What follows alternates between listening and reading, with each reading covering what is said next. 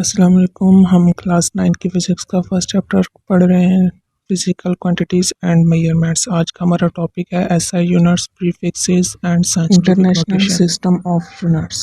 The 11th general conference on weight and measures held in Paris in 1960 adopted a worldwide system of measurements called International System of Units।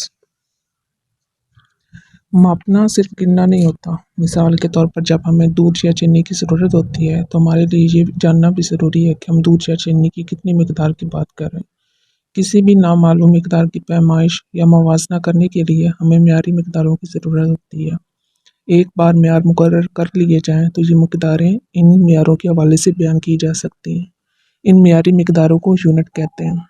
Science और technology में तरक्की के साथ साथ पूरी दुनिया में एक मुश्तरका काबिल कबूल यूनिट्स के निज़ाम की बेइंतहा ज़रूरत महसूस की गई। ख़ास तौर पर साइंस और फ़नी मालूमात के तबादले के लिए औज़ान और पैमाइशों पर पेरिस में मुनक़दा 11वीं जनरल कॉन्फ्रेंस में पैमाइश का एक निज़ाम अपनाया गया जिसे यूनिट्स का इंटरनेशनल सिस्टम कहते हैं। Base units. बेस क्वांटिटीज़ को बयान करने के लिए जो यूनिट्स इस्तेमाल होते हैं उनको बेस यूनिट्स कहते हैं। हर बेस क्वांटिटी का कोई ना कोई ऐसा यूनिट ज़रूर होता है। हमारे पास 7 बेस क्वांटिटीज़ हैं: length, mass, time, electric current, intensity of light, temperature, amount of a substance. इन सब क्वांटिटीज़ के कोई ना कोई यूनिट्स हैं। जैसे लेंथ का यूनिट है मैस और इसको सिंबल एम से ज़ाहिर किया जाता है। इसी तरह मास का किलोग्राम, इसको केजी से ज़ाहिर किया जाता है। इसी तरह टाइम का सेकंड, जिसको एस से ज़ाहिर किया जाता है। इसी तरह इलेक्ट्रिक करंट आई, इसको एम्पियर इसका यूनिट है, जिसको कैपिटल ए से ज़ाहिर किया जाता है। इंटेंसिटी ऑफ लाइट, इसका सिंबल एल है और कैंडेला इसका यूनिट है, जिसको सी डी से ज़ाहिर किया जाता है। इसी तरह टेम्परेचर का केल्विन और अमाउंट ऑफ अ सब्सटेंस का मोल है। ड्राइव्ड यूनिट्स को हम ड्राइव्ड क्वांटिटीज़ को बयान करने के लिए इस्तेमाल करते हैं, ड्राइव्ड क्वांटिटीज़ को मेजर करने के लिए। और ड्राइव्ड यूनिट्स जो हैं ये बेस यूनिट्स से डिफ़ाइन होते हैं, उसकी मदद से हम इनको ड्राइव कर सकते हैं। इसके अलावा ड्राइव्ड यूनिट्स जो हैं वो कुछ मल्टीपल भी होते हैं बेस यूनिट्स का, जैसे मीटर क्यूब है, मीटर स्क्वायर हो जाता है। तो ये मल्टीपल होते हैं बेस यूनिट्स के। यहाँ पर कुछ ड्राइव्ड यूनिट्स दिए गए हैं, जैसे speed, acceleration, volume, force, pressure, density, charge वगैरह। इनको हम नेक्स्ट स्लाइड में डिस्कस करते हैं। सबसे पहले देखते हैं स्पीड के ड्राइव्ड यूनिट्स कैसे आते हैं। तो स्पीड का जो फार्मूला होता है वो डिस्टेंस बाय टाइम होता है, d/t। डिस्टेंस का बेस यूनिट होता है मीटर और टाइम का सेकंड। इस तरह हमारे पास ये आ जाता है मीटर पर सेकंड। इसी तरह एक्सीलरेशन जो होता है वेलोसिटी बाय टाइम, वेलोसिटी हमारे पास होती है डिस्प्लेसमेंट बाय टाइम। इसी तरह टाइम स्क्वायर आ जाता है और डिस्प्लेसमेंट का भी यूनिट मीटर होता है और टाइम का सेकंड स्क्वायर। तो एक्सेलरेशन का हमारे पास यूनिट आ जाता है मीटर पर सेकंड स्क्वायर, जो कि बेस यूनिट से हमने ड्राइव किए हैं। इसी तरह वॉल्यूम जो होता है वो length multiply width multiply height. तो मीटर मीटर मीटर सबका यूनिट्स होंगे बेस यूनिट्स, तो ये मीटर क्यूब आ जाएगा। इसी तरह फोर्स जो होता है हमारे पास एम ए होता है इस बराबर के मैस एक्सेलरेशन के। मैस का केजी होता है और एक्सेलरेशन का मीटर पर सेकंड स्क्वायर। इसी तरह फोर्स का हमारे पास यूनिट बन जाता है किलोग्राम मीटर पर सेकंड स्क्वायर, जो कि न्यूटन के बराबर भी होता है। इसको हम न्यूटन भी कहते हैं, ठीक है। फोर्स का एक और यूनिट होता है न्यूटन। प्रेशर हमारे पास होता है force by area square. Force का यूनिट होता है न्यूटन और एरिया स्क्वायर का मीटर स्क्वायर हो गया। इसी तरह हमारे पास इसका यूनिट बन गया न्यूटन पर मीटर स्क्वायर और इसको पास्कल भी कहते हैं। डेंसिटी का हमारे पास फार्मूला है मैस ओवर वॉल्यूम। मैस का हमारे पास होता है केजी और वॉल्यूम मीटर क्यूब। इसी तरह डेंसिटी का ड्राइव यूनिट्स बनेंगे केजी मीटर पर क्यूब। चार्ज जो वो है वो हमारे पास होता है current multiply by time, current का एम्पियर और टाइम का सेकंड। इसी तरह हमारा पास इसका यूनिट बन जाता है एम्पियर सेकंड और ये एक कूलम के बराबर होता है।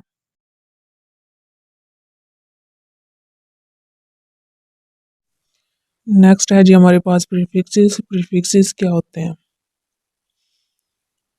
प्रीफिक्सेस वो अल्फाज या रूफ हैं जो ऐसा यूनिट्स के शुरू में इजाफी तौर पर शामिल किए जाते हैं, जैसे कि हमारे पास किलो हो गया, मेगा होगा, गीगा हो गया, मिली हो गया, माइक्रो हो गया, सेंटी, हो गया, नैनो हो गया, पिको हो गया, इस तरह करके हमारे पास ये प्रीफिक्सेस लगाए जाते हैं। यहाँ पर हमारे पास कुछ प्रीफिक्सेस दिए गए हैं जैसे कि एक्सा, पीटा, टेरा, गीगा, मेगा, किलो, हेक्टो, टेका, डेसी, सेंटी, मिली, माइक्रो, नैनो, पिको, फेमटो, एटो वगैरह। इनके आगे दिए गए हैं हमें कि ये किसके इक्वल्स होते हैं। जैसे हमारे पास डेसी जो होता है वो 10⁻⁻1 के, टेका 10⁻1 के, हेक्टो 10⁻2 वगैरह किसी तरह ये सारी इनकी हैं। 1 किलोमीटर जो है वो हमारे पास 10⁻3 मीटर के बराबर होता है, 1 सेंटीमीटर 10⁻⁻2 के। यहाँ पे कुछ हमारे पास एग्जांपल्स हैं, जैसे फर्स्ट एग्जांपल है 200,000 मीटर पर सेकंड। जब हम इसको किलो में लिखेंगे तो ये हो जाएगा 200 किलोमीटर पर सेकंड। और इसी तरह नेक्स्ट हमारे पास एग्जांपल है 4,800,000 वाट। हम इसको किलो वाट करके भी लिख सकते हैं और मेगा वाट करके भी लिख सकते हैं। किलो वाट लिखेंगे तो ये हो जाएगा 4,800 किलो वाट, और जब मेगा वाट में लिखेंगे तो ये हो जाएगा 4.8 मेगा वाट। इसी तरह हम नेक्स्ट एग्जांपल है हमारे पास 3,300,000 हर्ट्स।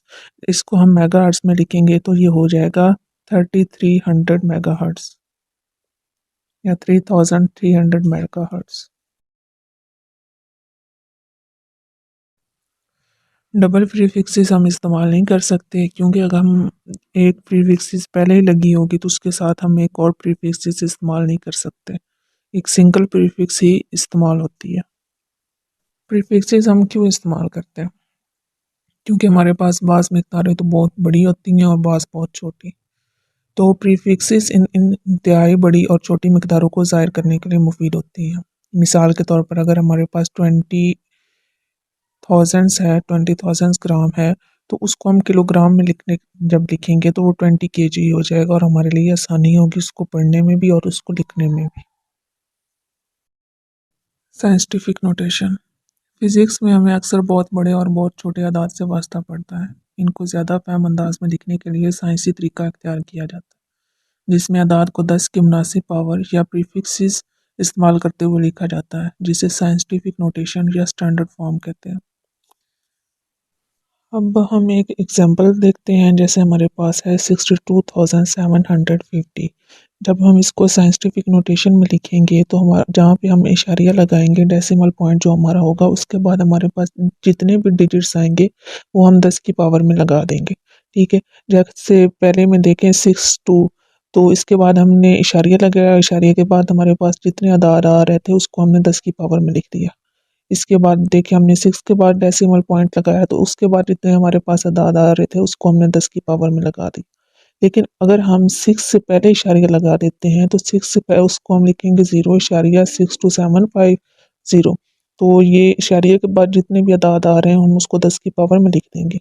इन सब में से जो हमारे पास ज़्यादा स्टैंडर्ड फॉर्म में है वो है हमारे पास 6.2750 × 10⁻⁴। ठीक है, इशारिया से कबल जो हमारे पास एक नॉन ज़ीरो डिजिट है वो हमारे पास इसमें मौजूद है, और यही हमारे पास ज़्यादा स्टैंडर्ड फॉर्म में तरजीह दी जाती है। अगर हमारे पास इस तरह हो जैसे 0.00045, तब हम क्या करेंगे, जो हमारे पास नॉन ज़ीरो डिजिट होगा उसके बाद हम इशारिया लगाएंगे और फिर वहाँ से हम इसको बाएं साइड पे गिनना स्टार्ट कर देंगे। जैसे 4 एक हो गया, फिर इसके बाद 3 ज़ीरो हैं, तो इसको पावर क्या बन जाएगी 4। और चूंकि हमने इसको उल्टी साइड पे काउंट किया है इसलिए इसके साथ हमारे पास माइनस का साइन आ जाएगा, तो इसकी स्टैंडर्ड फॉर्म क्या हो जाएगी 4.5 × 10⁻⁴।